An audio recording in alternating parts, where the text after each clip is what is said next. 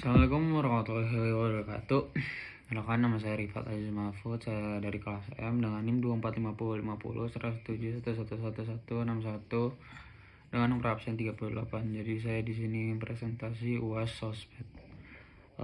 Penyakit dan pengendalian dalam ternak kambing. Penyakit pada ternak kambing merupakan eh, penyakit pada ternak kambing merujuk pada suatu tanda yang menyebabkan gangguan atau kesehatan pada tubuh kambing, berupa infeksi, gangguan metabolisme, atau kelainan fisik yang mengganggu kesehatan kambing tersebut. Penyakit ini dapat mempengaruhi pertumbuhan, produksi susu, daging, dan reproduksi. Pengendalian penyakit dalam ternak kambing adalah serangkaian tindakan yang perlu dilakukan untuk mencegah, mengobati, dan mengurangi dampak pada penyakit tersebut.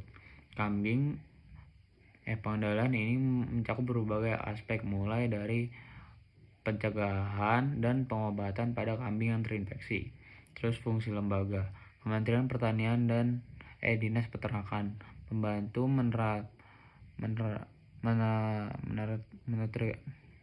menerbitkan peraturan terkait pengendalian penyakit pada ternak. Institusi pertanian melakukan penelitian mengenai penyakit baru pada hewan ternak. Dokter hewan melakukan layanan kesehatan berupa pemeriksaan dan pengobatan pada hewan ternak. Organisasi ternak memperjuangkan kepentingan peternak dengan lembaga. Terus ciri-cirinya: memiliki kekuasaan untuk membuat kebijakan, peraturan, dan regulasi terkait hewan, melakukan riset tentang penyakit ternak, memberikan layanan kesehatan langsung pada ternak. Cara mempelajari lembaga fokus pada kebiasaan terkait fungsional penyakit hewan di tingkat nasional, penyakit serta itulah. Terus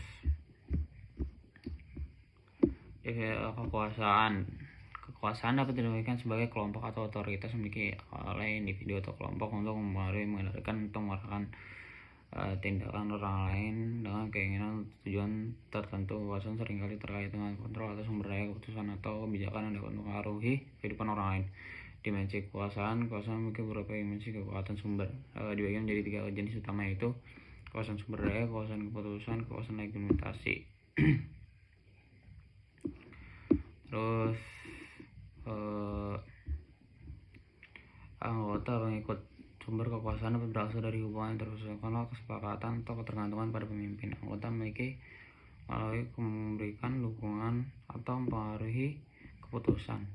Pemimpin memiliki kekuasaan seringkali berasal dari otoritas legitimasi yang mereka miliki, baik itu posisi formal, menguasai informasi, maupun kemampuan untuk mengendalikan sumber daya yang penting. Unsur-unsur kekuasaan mengacu pada elemen yang mendasari atau mendukung beberapa pelaksanaan kekuatan itu sendiri. Beberapa unsur kekuatan adalah legitimasi, kontrol atau sumber daya, dan pengaruh, dan posisi formal dan granted power, kekuasaan yang diberikan.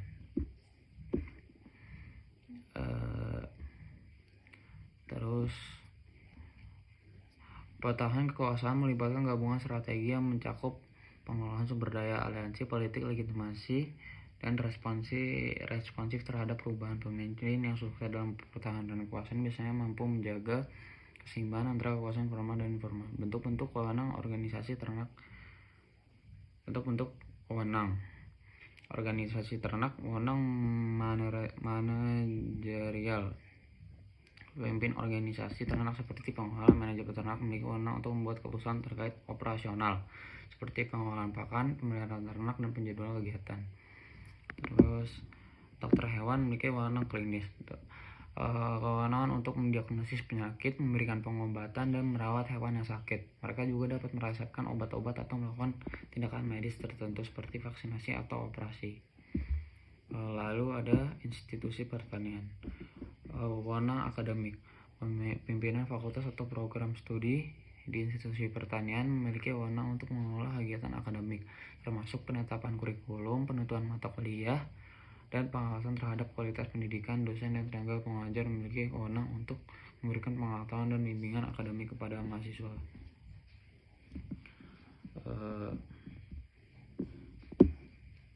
Lalu faktor pendorong sosial. Pertama, ada perubahan teknologi. Inovasi teknologi yang berkembang dapat mengubah cara hidup masyarakat, memperkenalkan cara-cara baru dalam bekerja, berkomunikasi, dan interaksi. Terus perubahan ekonomi, krisis ekonomi, kemajuan industri, atau perubahan dalam distribusi kekayaan dapat mendorong perubahan dalam struktur sosial dan pola hidup masyarakat. Terus perubahan politik, kebijakan pemerintah atau perubahan dalam sistem politik dapat mempengaruhi hak-hak sosial, kebebasan, dan struktur kekuasaan dalam masyarakat. Faktor-faktor ini setelah bekerja bersama-sama untuk menciptakan dinamika sosial yang terus berkembang.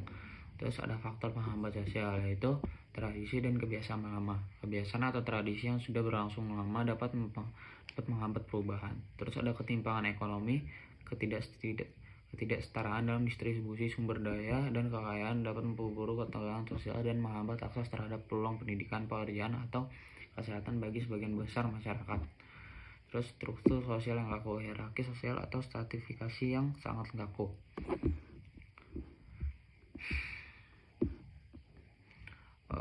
Terus ada proses perubahan sosial. Penyakit dan pengendalian bencana kami melibatkan beberapa tahapan, yaitu 1. Identifikasi masalah dan penyadaran. Penyakit dalam ternak kami seperti penyakit kuku, mulut, dan cacingan mesti dapat menjadi masalah mempengaruhi produksi dan kesejahteraan ternak. Tahapan awal dalam perubahan sosial adalah penyadaran akan adanya masalah kesehatan pada ternak.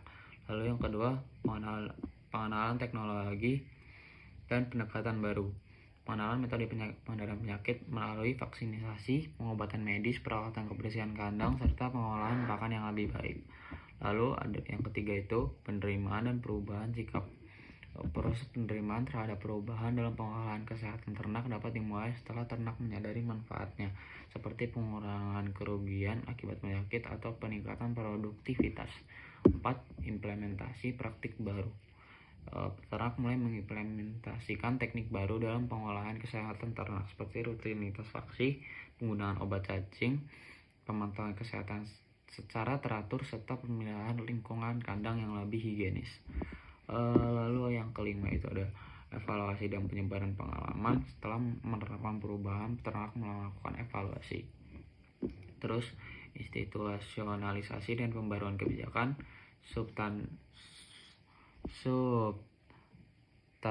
Sustainabilitas dan adaptasi lanjut. Proses perubahan ini tidak berhenti pada penerapan awal, tetapi berlanjut dengan adaptasi keberlanjutan.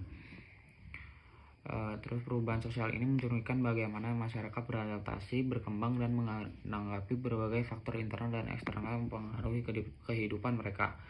Perubahan sosial bisa terjadi dengan kecepatan yang bervariasi, dari yang evolusioner dan bertahap hingga yang revolusioner dan dramatis, tergantung pada konteks-konteks faktor yang mengaruhi. Sekian dari saya, terima kasih. Wassalamualaikum warahmatullahi wabarakatuh.